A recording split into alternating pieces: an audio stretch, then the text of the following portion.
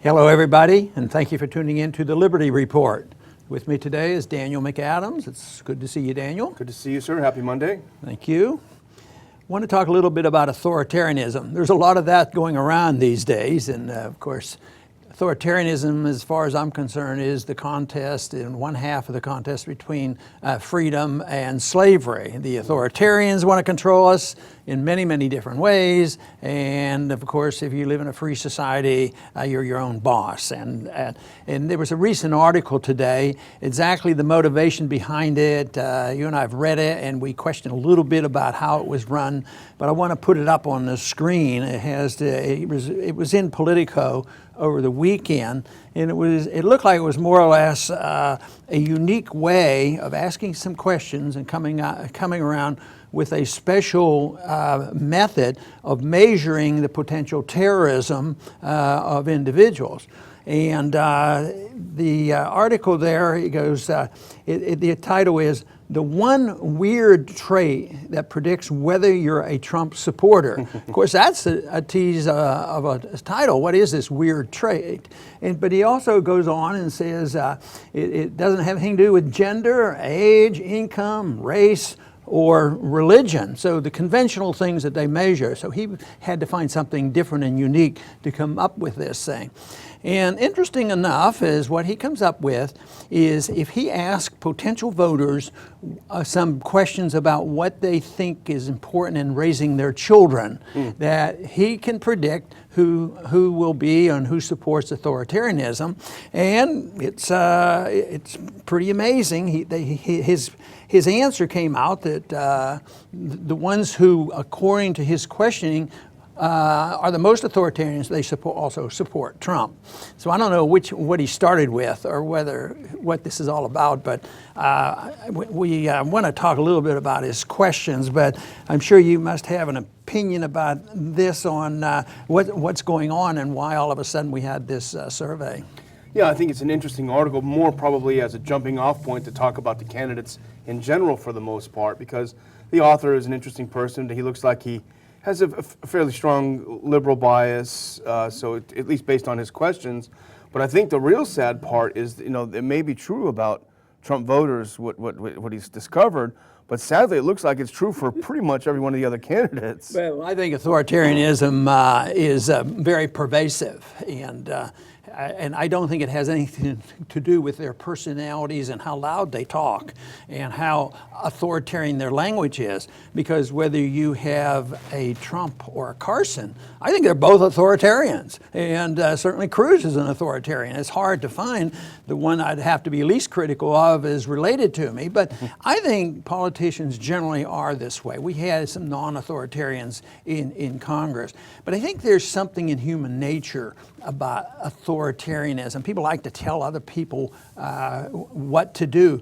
But unfortunately, there's a lot of people who like being told what to do because they don't know what to do. So that sets the stage, I think, for big government.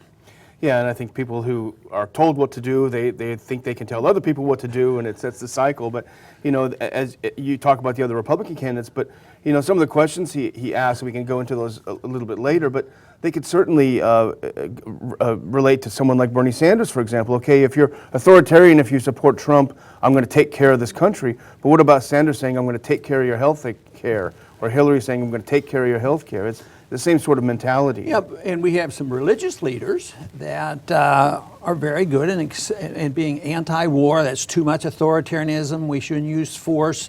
We shouldn't throw our weight around and tell everybody around the world what to do. At the same time, they're essentially socialists. And they never accept the principle, which should be, to be consistent, is why use government force and authoritarianism at home, like a Sanders would. He would use force, and then some of them even come out that they're really against the use of guns for you and me, but they're in favor of a gun being used to redistribute wealth through income taxes and inflation and these various things and all the welfare programs, borrowing money. So they're all authoritarians, but this was designed to try to find out why these people are voting for Trump, and he might have had to do a lot of searching. Anyway, a couple of the questions, and when it boils down, they don't seem to be so unique. For instance, they would ask the potential voter, which do you think is more important in raising your kids? Teaching them to be respectful or independent? So I think you and I came up with similar answers on this one. Both. Yeah. Why can't you be independent and respectful? Why is it that you have to be, respectfulness is much more important than teaching them how to be independent. But we might not do well in this poll. But the other one, there's a couple more.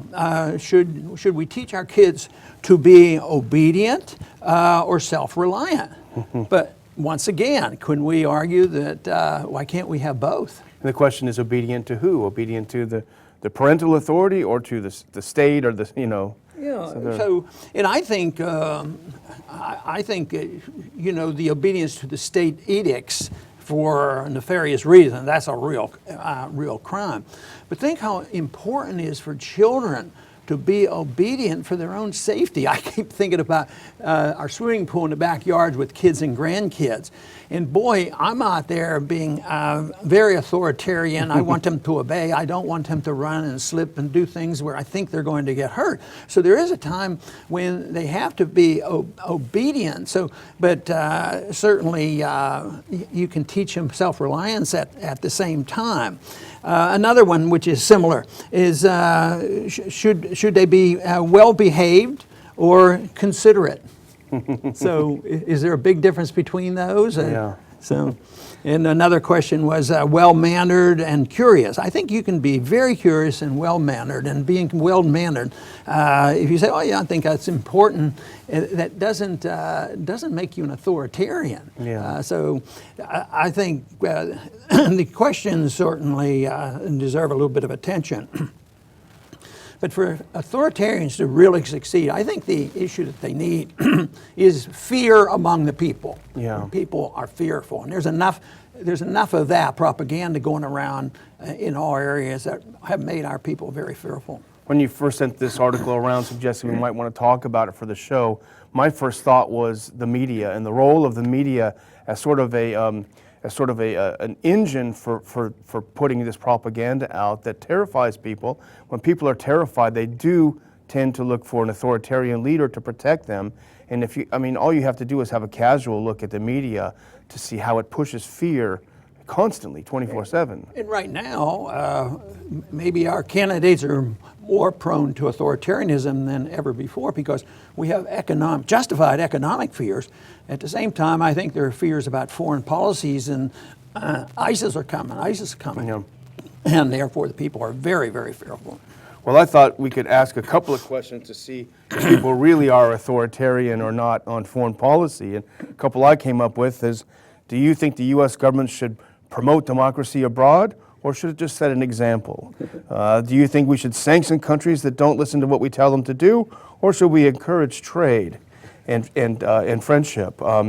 Should the government take your money and do what it likes with it, or should it let you spend as you wish? There are many more we could do on these, but I think you could really find the real authoritarians when you look at this. Yeah, you might challenge a few. Do you think the Federal Reserve system is a good system to help the people? You know, I think my favorite applause line when you were running for president back in 2012, and it was very encouraging, and now we can be a little discouraged, but one of your biggest applause line is, "I don't want to run your life, I don't want to tell you what to do, I don't know how to do it, I can't do it." I'm paraphrasing it, but people loved that. So I think deep down, people do want to feel this independent liberty spirit, but you know, as you point out, there are so many factors today, economics, foreign policy, that are being ramped up and causing people to fear. But I think your first concern was the media, which means the propaganda. And remember early on in some of these wars, like on Iraq, the people were opposed to these wars, and then the propaganda came in. Well, people were absolutely opposed to the U.S. going back into Iraq. They were absolutely opposed to the U.S. starting to bomb Syria, a year and a half ago or more. And that changed because the media, story after story, without checking the facts. And then when their facts are disproven or they're unnamed governmental sources are sketchy. People don't go back and read the corrections. They've already achieved the effect. Well, one thing they do achieve through their propaganda machine is they convince a lot of people that if you're for peace, you're a wimp, you're not an American, you're not for the troops, and therefore they set the stage for saying, well, we need somebody much stronger and tougher, which leads to the more authoritarianism. And that you're also weak on defense, that you wouldn't defend our country if you're pro peace. So I think the media has a lot to do with how people handle this. Yeah, absolutely. And I think there's also the problem of people desperately trying to figure out the key to the Trump phenomenon. He has struck people's imagination. It's difficult to put your finger on why he's become so popular. I like to think it's just because people are so irritated with the mainstream, right, so mad at the media that anyone who challenges that would be attractive to them. I'd like to see how the people would respond is whether or not they support the Bush doctrine. The Bush doctrine, which emphasized the fact that don't wait till they come here, don't wait to declare war. If they're out there, we're going to go get them. We don't need the authority. I mean, that to me is so horrible, but it was generally accepted rather well. Today, Bush is not so popular anymore, and they may question it because it's Bush, but it's the principle. And most people right now, how did Cruz respond to what he'd do with ISIS? He'd carpet bomb them. Yeah. And fortunately, the commentator was interviewing, he says, where will you do the carpet bombing? They're just in villages all around the world. He's going to carpet bomb them. So these responses are just so irrational. But there is I think, different kinds, and we've alluded to it already, different kinds of authoritarianism. I see it as the one of a soft type, which is almost seductive. Mm-hmm. How can a Christian leader be a violent authoritarian if it's for humanitarian reason? I think that's the big issue. People get sold in to authoritarianism because they're doing it for our good. And the drug war. The drug war is so horrible. Yet most people say, well, somebody has to prevent these kids from taking drugs and this sort of thing. But I remember the one question I asked when they were pushing me on the drug war. I said, okay, if we legalize heroin tomorrow, how many people are taking it? But nobody wants to assume this responsibility. So this idea that government will protect me against the drugs, they're going to feed me if I'm hungry, I need help. But I think the approach of the big authoritarian to come, maybe the conditions have to be worked on over a period of time. People have to become more dependent. So psychologically and philosophically, they accept the proper role of government. The government is to take care of me. They don't generally say, well, this is important.